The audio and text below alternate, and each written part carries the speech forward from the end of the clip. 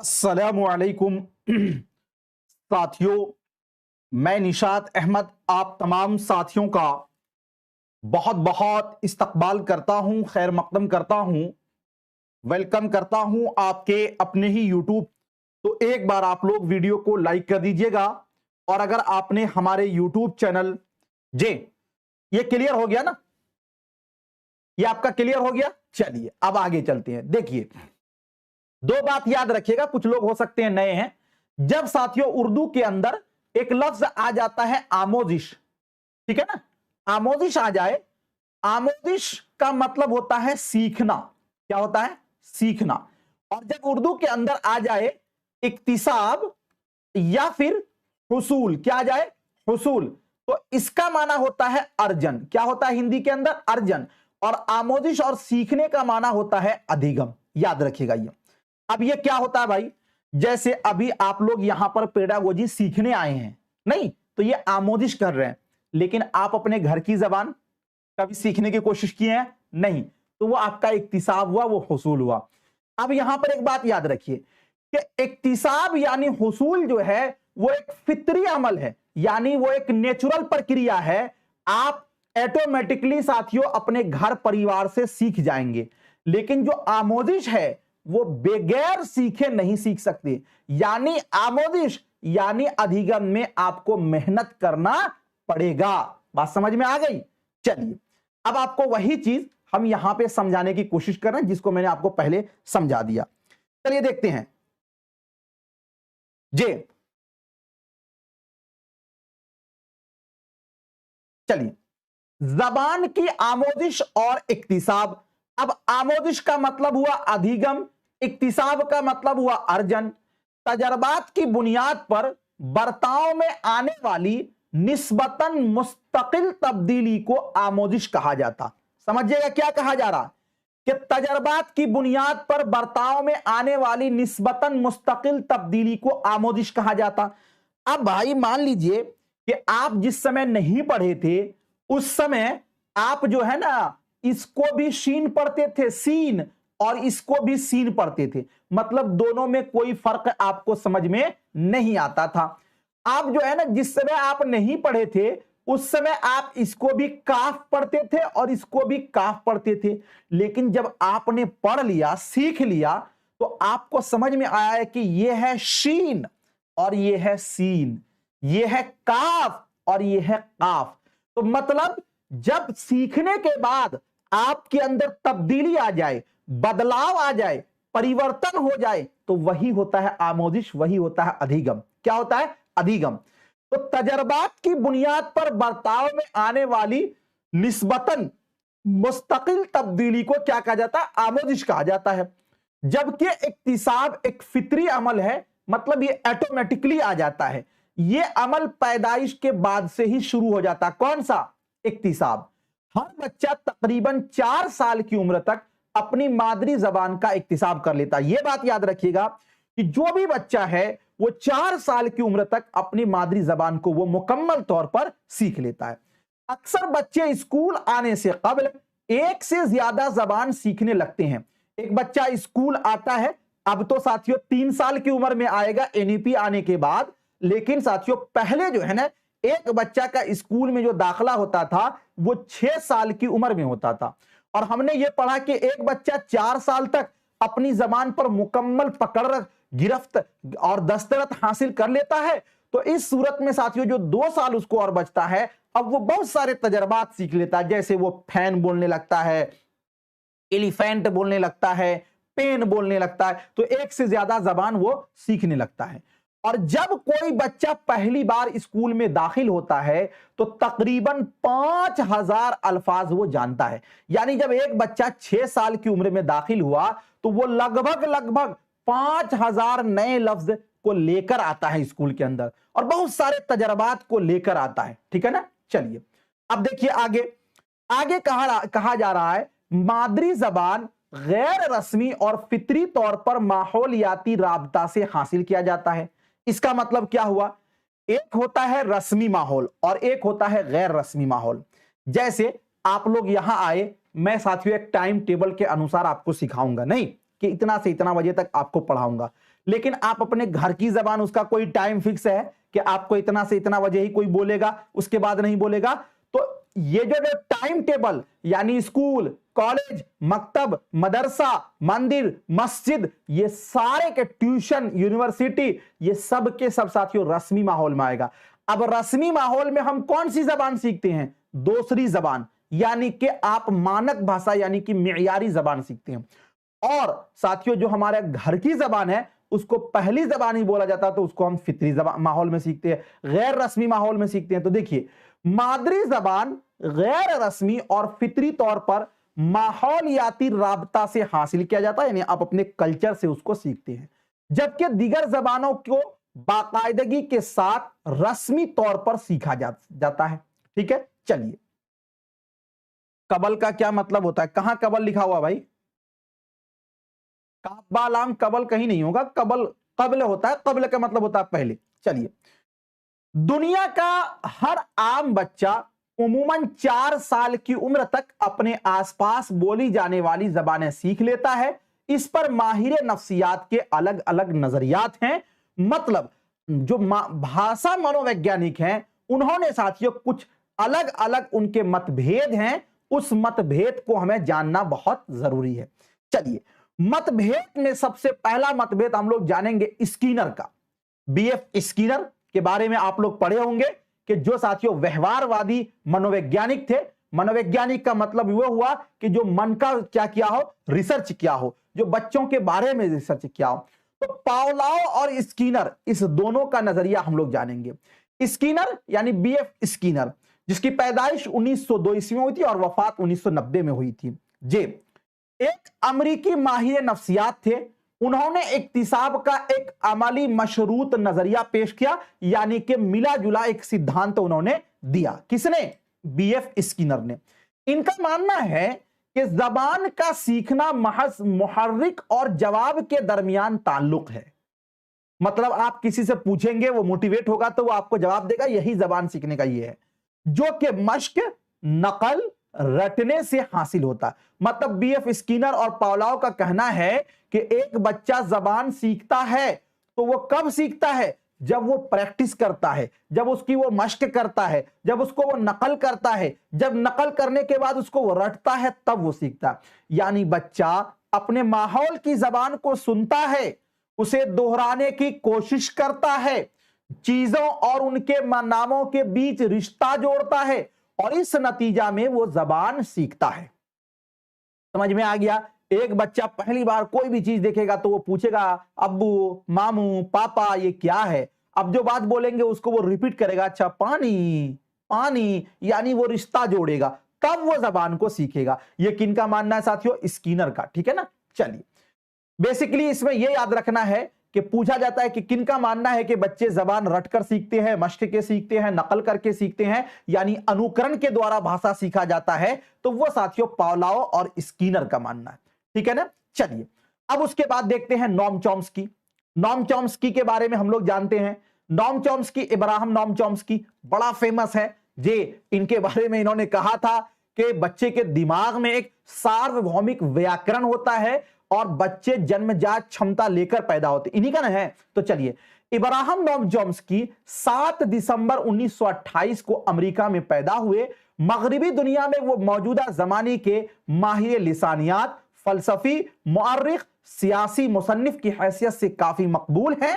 और 92 साला Noam Chomsky ये मीना चोस्टन इंस्टीट्यूट ऑफ टेक्नोलॉजी के शोबा लिसानियात के सुबुकदोश प्रोफेसर हैं। इस इदारे से तकरीबन 50 सालों तक वो वाबस्ता रहे और रहते हुए अपनी खिदमत अंजाम दिए। ये तो उनके बारे में साथियों डिटेल में थोड़ी सी बातें हुई। अब इनका मानना क्या है? नोम चॉम्स्की का इनका मानना है कि हर बच्चा जबान सीखने की सलाहियत लेकर पैदा होता, यानी कोई भी बच्चा हो वो जबान सीखने की कुव्वत लेकर पैदा होता। इंसान पैदाइशी तौर पर जबान सीखने की इस्तेदाद के साथ पैदा होता। कोई भी इंसान दुनिया का हो वो क्या होता है, ये उसके अंदर जन्मजात क्षमता होती है, वो भाषा को सीख सकता है। इसका मतलब ये नहीं कि जबान की तहसील त्वारसी तौर पर होती है। मतलब ये नहीं कि बच्चा विरासत के अंतर्गत जबान सीखते हैं। जैसे मान लीजिए कि आपके अब्बा को साथियों 20 बीघा जमीन है, तो 20 बीघा जमीन में अगर मान लीजिए कि आप 2 भाई हैं, तो ये 20 बीघा जमीन 2 जगह डिवाइड हो जाएगा, 10-10 बीघा हो जाएगा। तो ये क्या हुआ, ये आपको विरासत में मिला। लेकिन भाषा ये नहीं है कि विरासती मतलब आपके पापा भी बहुत बड़े प्रोफेसर थे तो आप भी हो जाइएगा, नहीं। आपके अंदर क्षमता है, लेकिन आप मेहनत करेंगे तब बनेंगे, यह मतलब होता है। इसका मतलब यह कतई नहीं होता है कि बच्चा जबान सीखने की सलाहियत लेकर पैदा होता है तो एक बच्चा बैठा रहे 20 साल तक वो सोचेगा कि नोम चॉम्स्की साहब ने तो कह दिया कि बच्चा जबान सीखने की सलाहियत लेकर पैदा हुआ, हमें सीखने की क्या जरूरत है। आपके अंदर कैपेसिटी है, लेकिन जब आप सीखेंगे तब तब आप होगा, ठीक है ना। तो अब देखिए क्या है, इनका मानना है कि हर बच्चा जबान सीखने की सलाहियत लेकर पैदा होता, मतलब भाषा सीखने की क्षमता जन्मजात होती है। हिंदी में बोलिए तो इंसान पैदाइशी तौर पर जबान सीखने की इस्तेदाद के साथ पैदा होता है। इसका मतलब यह नहीं है कि जबान की तहसील त्वारसी तौर पर होती है, मतलब विरासत में मिलती है, बल्कि चॉम्स्की का नजरिया यह है कि इंसान जबान सीखने की इस्तेदाद के साथ पैदा होता है और उस इस्तेदाद की मुआविनत से वो माहौल में रहकर जबान को सीखता। मतलब जो कैपेसिटी लेकर वो पैदा होता है उसी की मदद से वो जबान को सीखता है। किससे साथियों, समाज से। नोम चॉम्स्की साहब ने ही कहा था कि हर इंसान के दिमाग में एक LAD लैंग्वेज एक्विजिशन डिवाइस होता है, जिसको सिर्फ महसूस किया जा सकता, जिसको देखा नहीं जा सकता, छुआ नहीं जा सकता। ये नोम चॉम्स्की साहब भी नहीं कहा था, ठीक है ना। इस बात को भी आप लोग याद रखिएगा। चलिए अब चलते हैं पियाजे और वाइगोट्स्की का नजरिया। पियाजे साहब का नजरिया तो आपने पढ़ा होगा ना, क्या संज्ञानात्मक या साथियों संज्ञानात्मक या ज्ञानात्मक का सिद्धांत किसने दिया, तो जीन पियाजे साहब ने दिया था। और वाइगोट्स्की का सामाजिक अंतःकरण का सिद्धांत किसने दिया, तो साथियों लेवाइगोट्स्की ने दिया था। गोटस्की भी आता है, गोत्स्की भी आता है, ठीक है ना। बस इतना सा आप याद रखिए कि ये एक ही है, दोनों अलग अलग नहीं है। अब इसके बाद देखिए साथियों, पियाजे और वाइगोट्स्की का नजरिया, इनका सिद्धांत क्या है। जिन पियाजे जो 1896 में पैदा हुए, 1980 में वफात किए, एक मशहूर माहिर नफ्सियात थे जिनका ताल्लुक स्विट्जरलैंड से था। जिन पियाजे साहब एक ऐसे शख्स हैं जिन्होंने साथियों जितने भी सारे एक्सपेरिमेंट किए थे, जितने भी साथियों उन्होंने रिसर्च किया था, वो सारे के सारे वो अपने बच्चों पर किया था, ठीक है ना। तो मशहूर माहिर नफ्सियात थे जिनका ताल्लुक स्विट्जरलैंड से था, वो इल्मुल हैवानात में तरबियत याफ्ता थे। जबान दीगर विफाकी निजामों की तरह गर्दोपेश के साथ तामुल के नतीजा में नशोनुमा पाता। मतलब ये कहते हैं कि जिस तरह अगल बगल की चीजों को देखकर जबान सीखी जाती है, इसी तरह जबान जो है वो गर्दोपेश के साथ तामुल करती, मतलब इंटरेक्शन करके, इंटरेक्ट होके जबान भी साथियों आगे बढ़ती है, यानी जबान सीखा जाता है। पियाजे का जो नजरिया है वो एक तामीराती नजरिया है, यानी रचनात्मक साथियों सिद्धांत है, जिसके मुताबिक बच्चा हवासे खमसा के जरिया इल्मी निजाम की तश्कील करता। जिन पियाजे साहब ने कहा था कि एक बच्चा जो जबान सीखता है वो हवासे खमसा के द्वारा। अब हवासे खमसा क्या है, इसको आप समझ लीजिए। हवास हिस्स की जमा है, जिसका मतलब होता है महसूस करना, और खमसा जो है ना के माने होते हैं 5। 5 ऐसी चीजें हैं जिससे साथियों हम चीजों का क्या करते हैं, पता लगाते हैं। जैसे मान लीजिए कि ये टाइट है कि नरम है, तो इसको छूकर, ठीक है ना, लम्स। और साथियों कोई चीज कड़वी है या मीठी है, चक्कर नहीं, दूसरी 2 चीज हो गई। कोई चीज अच्छी है या बुरी है, लंबा है पतला है दुबला, देखकर, ये तीसरी चीज हो गई। आवाज सुरीली है मीठी है, क्या है, सुनकर, ये चौथी हो गई। और उसके बाद साथियों एक आपका है छूकर किसी चीज का, ये 5वीं चीज हो गई। तो ये हवासे खमसा के जरिया जबान क्या होता है, ये सीखता है बच्चा। ये किनका मानना है, तो साथियों जीन पियाजे साहब का। वाइगोट्स्की 1896 जिनकी पैदाइश हुई और 1934 में जिनका वफात हुआ, का शुमार शोबा नफ्सियात में एक तश्कीली मुफक्किर के तौर पर किया जाता है। इनका ताल्लुक रूस से था। उन्होंने इंसानी सकाफत और हयाती समाजी नशोनुमा का नजरिया पेश किया है। जबकि वाइगोट्स्की के मुताबिक जबान समाजी राबता का नतीजा है। मतलब वाइगोट्स्की ने कहा था कि एक बच्चा जो जबान सीखता है वो सामाजिक अंतःक्रिया से सीखता है, यानी सामाजी तामुल से सीखता है। किससे सीखता है? सामाजी तामुल से सीखता है। मतलब एक बच्चा जब समाज में जुड़ता है, इंटरेक्शन होता है उसका, तब वो जबान सीखता है। तो ये नजरिया किनका है साथियों? जे ले वाइगोट्स्की का। चलिए अब उसके बाद आगे चलते हैं। जबान की नशोनुमा के दौरान बच्चा दो तरह की बोली बोलता है। मतलब एक बच्चा जब साथियों जबान सीखता है तो जब उसका जैसे जैसे वो बढ़ता है, बच्चा पैदा होने के बाद, वो दो तरह की बोली बोलता है। एक बोली बोलता है अनापरस्त और दूसरी बोली समाजी बोली। अनापरस्त के बारे में जितनी सारी चीजें बोलेगा वो उसमें खुद को मुखातिब करेगा, मतलब अपने आप को ही मुखातिब करेगा। अनापरस्त जबान का इस्तेमाल खुद को मुखातिब करने में, जबकि समाजी जबान का इस्तेमाल दूसरों को मुखातिब करने में वो करता है। बच्चा दो तरीके का बोली बोलता है शुरुआत में। चल अब उसके बाद कुछ चीजें ये जान लीजिए कि ये थ्योरी भी आपको बहुत काम आएगा, ध्यान दीजिएगा। जे पहली जबान की तहसील के मराहिल, मतलब पहली जबान मीन्स हुआ कि जब आप अपनी मादरी जबान को सीखेंगे तो उसके साथियों कुछ स्टेज हैं, उस स्टेज को जानना बहुत जरूरी है, ध्यान दीजिएगा। जे पहली जबान की तहसील के कुल 6 मराहिल हैं जो मंदरजा झेल हैं, यानी आप अपनी मादरी जबान को 6 स्टेज में सीखते हैं। कौन कौन सा है? पहला है बोलने से कबल का मरहला, जिसको बोला जाता है कूइंग का मरहला। ये 0 से 6 माह की जो मुद्दत होती है, एक बच्चा जब पैदा होता है तो 0 से लेकर 6 माह की जो मुद्दत है, इस मुद्दत में साथियों उसको कहा जाता है बोलने से कबल का मरहला या फिर कूइंग का मरहला। दूसरा मरहला है बबलिंग का मरहला या बबलाना। 6 से लेकर 8 महीना का जो मुद्दत है वो साथियों बबलिंग मरहला या बबलाना बोला जाता है। तीसरा जो मरहला है एक लफ्ज का मरहला। 9 से लेकर 18 महीना तक बच्चा, जैसे कि साथियों पानी को मम बोलेगा, मां अम्मा, जान को जे अम्मा बोलेगा, तो वो एक लफ्ज का बोलेगा, ठीक है ना जी। चौथा नंबर है 2 लफ्ज का मरहला। 18 से लेकर 24 माह तक का जो मुद्दत है ये साथियों 2 लफ्ज का मरहला होता है। उसके बाद देखिए 5वां जो मरहला है वो टेलीग्राफी का मरहला। टेलीग्राफी साथियों 24 से लेकर 30 माह तक, मतलब के 5 छक्के 30, यानी साथियों ये 30 महीना तक का जो है वो टेलीग्राफी का मरहला होता है। मतलब यहां पर वो कुछ जुमला बोलने लगता है, एक से ज्यादा लफ्ज, 2 से ज्यादा लफ्ज बोलने लगता है। उसके बाद जो छठा मरहला है वो लंबे जुमलों का मरहला है, जो कि 30 माह के बाद से साथियों वो बोलने लगता है। अब 30 महीना का बच्चा साथियों जे कितने दिन का हो गया? 30 महीना के बाद का जो है वो साथियों लंबे जुमलों का मरहला हुआ। तो देखिए इसको आप याद रखिएगा कि पहली जबान की तहसील के कुल 6 मराहिल हैं, कुल 6 स्टेज हैं।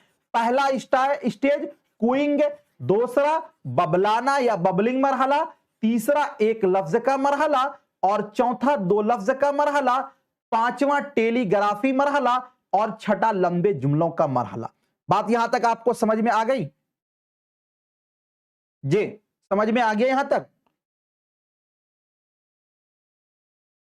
यहां तक आपको समझ में आ गया सभी को? जी समझ में आ गया? चला आगे बढ़े। कुछ लोग पीडीएफ के लिए परेशान हैं। सबसे पहले ही बोला गया था कि PDF GS online application download कीजिएगा, वहां से मिल जाएगा, वरना आप इस नंबर पे 8292034397 इस पर आप राब्ता करेंगे, व्हाट्सएप मैसेज करेंगे, पीडीएफ मिल जाएगा, ठीक है। चलिए एक बार वीडियो को आप तमाम हजरात लाइक कर दीजिएगा, जितने भी लोग जुड़े हैं एक बार वीडियो को लाइक कर दें आप लोग। चलिए जी एक बार वीडियो को आप लाइक कर दीजिए सभी लोग। चलिए अब उसके बाद साथियों है दूसरी जबान की आमोजिश के मराहिल। देखिए दूसरी जबान मीन से मुराद होता है वो जबान जिसको हम लोग सीखना चाहते हैं, जैसे आपकी उर्दू हुई, हिंदी हुई, संस्कृत हुई, फारसी हुई, अरबी हुई, इंग्लिश हुई।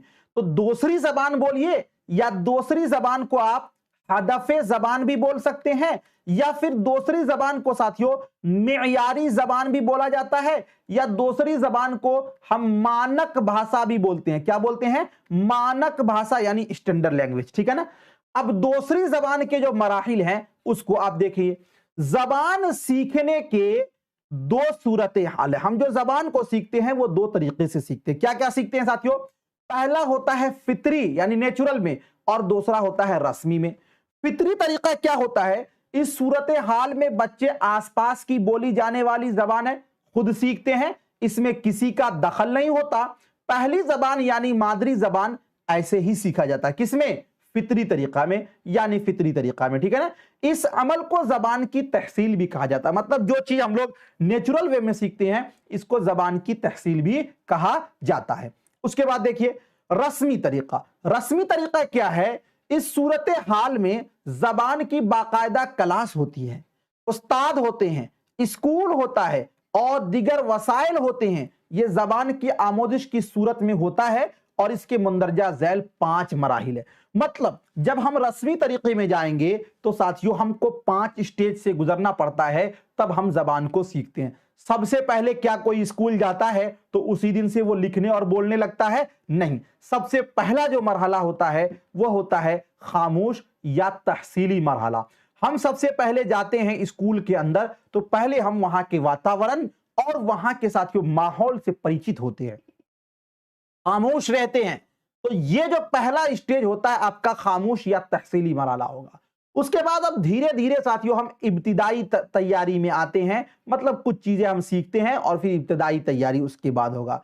तीसरा जो मरहला है वो होता है तकरीर की इब्तिदा, यानी हम अब कोई चीज को धीरे धीरे बोलने लगते हैं। चौथा जो मरहला होता है वो होता है इब्तिदाई रवानी, और पांचवा होता है रवानी। यानी रवानी से पहले अब हमारा जो है स्टेज थोड़ा सा बढ़ जाता है, हम और भी अच्छे ढंग से बोलने लगते हैं, वो इब्तिदाई। और पांचवें स्टेज में अब हम चीजों को बहुत अच्छे से एक्सप्लेन करने लगते हैं, तो ये होता है हमारा पांचवा जो होता है मराहिल साथियों, रवानी। तो कहने की बात ये हुई कि दूसरी जबान को सीखने के टोटल कितने मराहिल है? 5 मराहिल है। कौन कौन सा? खामोश या तहसीली मराहिल, इब्तिदाई तैयारी, तकरीर की इब्तिदा, इब्तिदाई रवानी और फिर रवानी।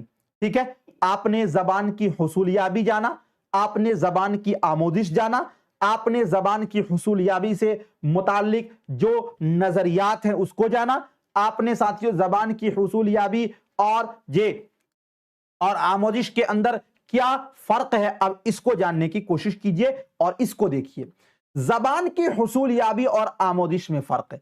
हुसूलियाबी मीन्स होता है अर्जन और आमोदिश मीन्स होता है अधिगम। एक एक करके आप देखिए। जबान की हुसूलियाबी, यह जबान ज्यादातर बच्चे अपने घरेलू माहौल में गैर रस्मी तरीके से सीखते हैं। कौन? पहली जबान।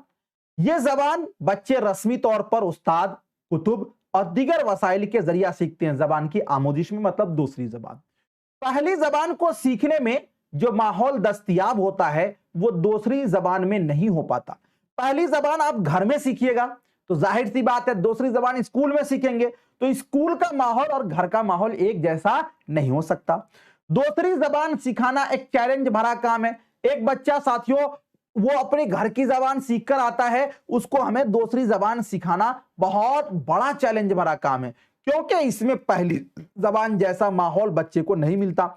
एक बच्चा घर में जो मर्जी वो बोल ले, लेकिन साथियों एक बच्चा स्कूल में आता है जो मर्जी वो नहीं बोल सकता है। इसलिए एक बच्चे को घर जैसा माहौल देना एक बहुत चैलेंज भरा काम है। चलिए, इसमें फितरी तौर पर जबान सीखी जाती है।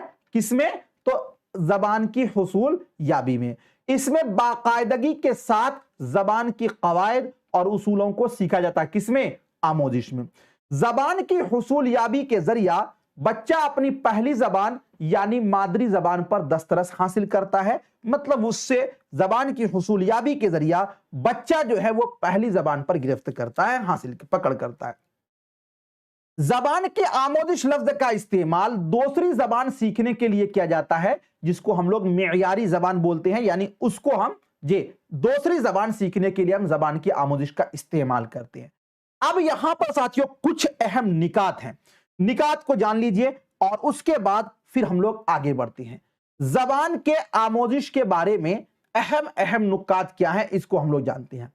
सभी बच्चे सीखते हैं अगर उन्हें उनके ही रफ्तार से सीखने दिया जाए, सीखने के बच्चों के तरीकों पर ही अमल किया जाए। देखिए, सारे बच्चे सीख सकते हैं, लेकिन अगर हम उनको उनके ही रफ्तार में, अब मान लीजिए जो बच्चा कमजोर है उसको हम फास्ट सिखाएंगे तो नहीं सीख पाएगा ना। तो ये पॉइंट आता है कि सभी बच्चे सीखते हैं अगर उनको हम उनके ही रफ्तार में सिखाएंगे। गलतियां आमोजिश का हिस्सा है, बच्चे गलतियां करके ही सीखते हैं।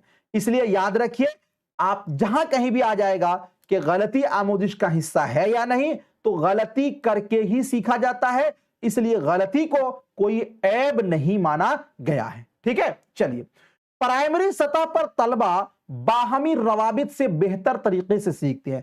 मतलब इब्तिदाई दर्जात में बच्चा बाहमी रवाबित मतलब एक दूसरे से मिलकर सहयोग से ज्यादा अच्छे से जबान को सीखते हैं। इसीलिए कहा गया है कि प्राइमरी सतह पर हमें रोल प्ले, बाल साहित्य, अदबे इत्फाल जरूर करानी चाहिए। ठीक है ना, बात समझ में आ रही है। जितना गप मारना है हाँ किए साथियों, क्लास बहुत ही अहम है, इसलिए हम आपसे रिक्वेस्ट करेंगे, हाथ जोड़कर निवेदन करेंगे कि आप सुन लीजिए, बहुत फायदा होगा। आपस में गप्पा गप्पी कम मारिए, ज्यादा फायदा होगा आपको। ठीक है ना, वरना फिर ऐसे ही आए थे वैसे ही चले जाएंगे, पता नहीं चलेगा कि हम कितना सीखे और पता चलेगा कि पूरा डेटा आपका खत्म हो गया। बच्चे खेल के जरिए फितरी तौर पर सीखते हैं। खेल खेल में बच्चा फितरी तौर पर सीखते हैं, वो एक दूसरे से बहुत अच्छी तरह से सीखते हैं बच्चा। इसीलिए हमें खेल वाला शब्द जहां पर आता है वो पॉजिटिव होता है, तो बच्चे खेल खेल में बेहतर तरीके से सीखते हैं, इसलिए हमें बच्चे को खेल में भी सिखाना चाहिए। सीखना एक मुसलसल अमल है, यह सिर्फ स्कूल में ही नहीं होता। स्कूल के आमोजिश के अमल को घर के कामों, सरगर्मियों और माहौल से जोड़ना चाहिए। देखिए, जिंदगी भर आप सीखते हैं, चीजों का अनुभव महसूस करते हैं, इसलिए अगर कोई ये टीचर ये सोचता है कि बच्चे को केवल और केवल स्कूल में ही सिखाया जाए, गलत हो जाएगा। बल्कि बच्चे को साथियों जो सीखने सिखाने की प्रक्रिया है, इसको स्कूल से बाहर यानी घर से भी हमें जोड़ना चाहिए, इसलिए कि सीखना एक मुसलसल अमल है, ये लगातार चलता रहता है। बच्चे अपने इल्म की तामीर खुद करते हैं, मतलब बच्चे खुद सीखते हैं, अनुभव महसूस करते हैं और उसके बाद वो खुद आगे बढ़ने की कोशिश करते हैं। महज उस्ताद की तदरीस से ही नहीं, बल्कि ठोस तजर्बात, खोजबीन के जरिए बेहतर ढंग से और आसानी से सीखते हैं बच्चे। इसीलिए बच्चे को साथियों हमें ज्यादा क्रियाकलाप करानी चाहिए और उस्ताद सिर्फ रहनुमाई करने में रहे। बात समझ में आ गई। बच्चे का आमोजिशी अमल गुज़िश्ता आमोजिश और तसव्वुरात की बुनियाद पर ही आगे बढ़ता है। बात समझिएगा, किसी भी बच्चे को आप जब सिखाते हैं तो जो पहले वो जो चीज ज्ञान हासिल कर लिया था, पहले जो चीज उन्होंने सीख लिया था, अगर उससे आप जोड़कर सिखाते हैं तो वो बच्चा बहुत जल्दी सीख लेगा। अगर आपने उससे नहीं जोड़ा तो फिर वो जल्दी नहीं सीख पाता। इसीलिए कहा जाता है कि बच्चे का जो आमोजिशी अमल है, ये गुज़िश्ता आमोजिश मतलब पूर्व ज्ञान और तसव्वुरात की बुनियाद पर ही आगे बढ़ता है। आपने जिन पियाजे साहब का पढ़ा होगा ना नियम, क्या जे आत्मसातीकरण, समायोजन पढ़ा ना। आत्मसाती पूर्व ज्ञान को नए ज्ञान से जोड़ना, समायोजन साथियों पूर्व ज्ञान और नए ज्ञान में अंतर को समझना, यही चीज न है। चलिए, सीखने के दौरान होने वाली गलतियों को आमोजिश के अमल के हिस्से के तौर पर देखा जाना चाहिए। मतलब अगर गलती हो रही है तो इसका मतलब यह है कि बच्चा सीख रहा है, न कि एक नुक्स के तौर पर हमें तालीम के अमल पर, मतलब हमें उसको गलती को बहुत बड़ा ऐब नहीं समझना चाहिए। तालीम के अमल चाहे जरिया तालीम कोई भी जबान हो, बच्चे की मादरी जबान का एहतराम करना जरूरी है। मतलब हम जो सिखा रहे हैं, हम जो जबान पढ़ा रहे हैं, चाहे किसी भी जबान से हम पढ़ा रहे हैं, एक बच्चा किसी भी परिवेश से आता है, किसी भी माहौल से आता है, हम उसकी भाषा का, हम उसकी जबान का सम्मान करेंगे, उसको हीन भावना से नहीं देखेंगे। अगर मान लीजिए आपके क्लास में कोई आदिवासी है, वो आदिवासी जबान बोलता है, तो हम उसको साथियों हीन भावना से नहीं देखेंगे, बल्कि हम उसकी जबान का सम्मान करेंगे। बात समझ में आ रही है। चलिए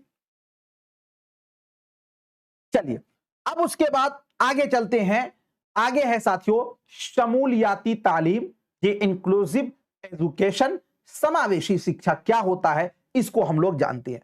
सभी लोग जानते हैं कि आज के दौर में साथियों समावेशी तालीम यानी शमूलियाती तालीम है कि हमें सारे बच्चे में बिना भेदभाव किए हुए एक ही कक्षा में सबको सिखाना है, चाहे वो अमीर का हो चाहे गरीब का हो, एक ही ड्रेस में साथियों सभी लोग सीखते हैं। नहीं तो ये समावेशी तालीम की एक उदाहरण है।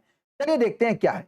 इस तालीम से मुराद यानी शमूलियाती तालीम से मुराद ऐसा निजाम तालीम है जिसमें हर तालिबे इल्म को एक ही क्लास रूम में, एक ही स्कूल में बिला इम्तियाज मतलब बिना भेदभाव के सीखने और सिखाने का बराबर मौका हासिल होता है। ठीक है, चलिए यह माजूर बच्चों को आम बच्चों के साथ क्लासरूम के बाकायदा माहौल में शामिल करने का इंतजाम और इंसराम फराहम करता।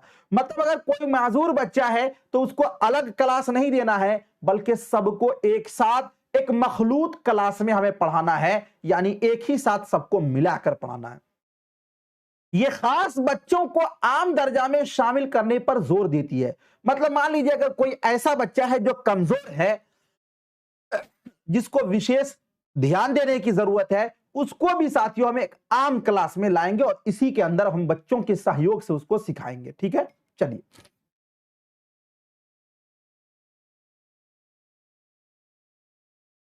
कुछ लोगों को जो है ना रुक जाइए एक मिनट, चलिए ठीक है, डिस्टर्ब नहीं होना है। यह स्कूल और दर्जा के माहौल को खुशगवार बनाने पर जोर देती है। कौन? साथियों शमूलियाती तालीम। यह सभी बच्चों को एक आजाद आमोजगार के तौर पर देखने पर जोर देती है कि सारे बच्चे एक जैसे हैं, हमें इसके अंदर कोई भेदभाव नहीं करना है। ठीक है ना, चलिए ये तो आप यहां तक समझ गए। अब हम लोग साथियों सीखने जा रहे हैं जबान से मुतालिक आमोजशी दुश्वारियां मुंदरजा झैल है। देखिए जबान से मुतालिक हम लोग जब भाषा पढ़ते हैं तो कुछ हमारी गलतियां होती है। अब वो गलती का एक अलग अलग नाम है साथियों, जे पेडागोजी के अंदर उस नाम को हमें याद रखना है, चूंकि उससे संबंधित प्रश्न पूछे जाते हैं।